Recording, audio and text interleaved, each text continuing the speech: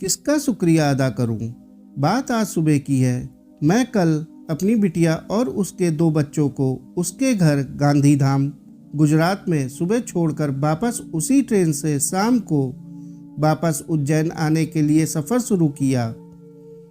Ujjain station पर platform से बाहर निकलते वक्त एक अपाहिज बाबा जो शरीर के अपने निचले हिस्से में एक टायर का टुकड़ा बांधकर अपने आप को घसीटते हुए रेलवे स्टेशन की तरफ धीरे धीरे सरक रहे थे। सुबह का 7 बजे का वक्त था। सो मैं उनके पास जाकर बोला, बाबा चाय नाश्ता करोगे? बाबा निगाहों से मुझे देखकर बोले कि आपकी इच्छा। मैंने उनको 50 रुपए और एक पानी की बोतल देकर कहा कि आप नाश्ता कर लेना।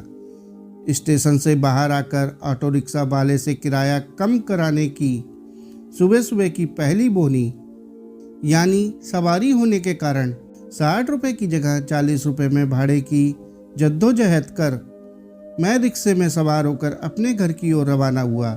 रास्ते में मेरे जमीर ने रिक्शा वाले को 50 रुपये देकर बोनी का आदेश दिया। सो मैंने अपने जेब से 50 का नोट निकालने के लिए अपने हाथ का मोबाइल मेरे पास सीट पर रखकर 50 रुपये रिक्शे वाले को देकर नीचे उतरा और ऑटो वाला भी मुझे खुश होकर उतार कर अपने गंतव्य की ओर चल दिया। मुश्किल से 2 ही मिनट में मुझे अपने मोबाइल की याद आई और मुझे वो ऑटो दूर जाता हुआ दिखा और एक दूसरे मोहल्ले की गली में पलटा और नज़रों से ओझल हो गया। मैं बदहवास चिल्लाता हुआ उसके पीछे दौड़ लगा रहा था कि तभी एक सज्जन जो स्कूटर पर सवार थे वो बोले, क्या हुआ?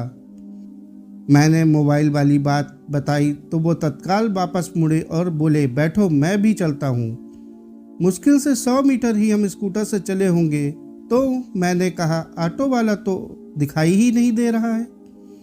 बस मेरे ये शब्द पूरे ही नहीं हुए और मुझे वो ऑटो वाला वापस मेरे पास आता दिखाई दिया और पास आकर मुझसे बोला कि मैंने थोड़ी दूर जाकर पीछे पलटकर देखा तो सीट पर आपका मोबाइल दिखाई दिया।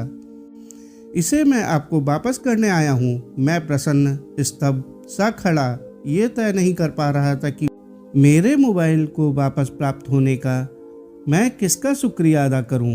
उन बाबा का जिनको मैंने नाश्ता कराया, उन स्कूटर वाले को जो अजनबी होने के बावजूद मुझे अपने स्कूटर पर बिठाकर ऑटो को ढूंढने निकले, या उन ऑटो वाले भैया का जो ईमानदारी से मेरा मोबाइल वापस करने मेरे घर की तरफ आए थे। संशय अभी तक बरकरार है।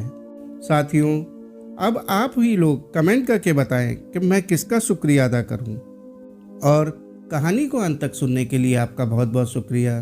कहानी अच्छी लगी हो तो कहानी को लाइक और चैनल को सब्सक्राइब कर लें। धन्यवाद।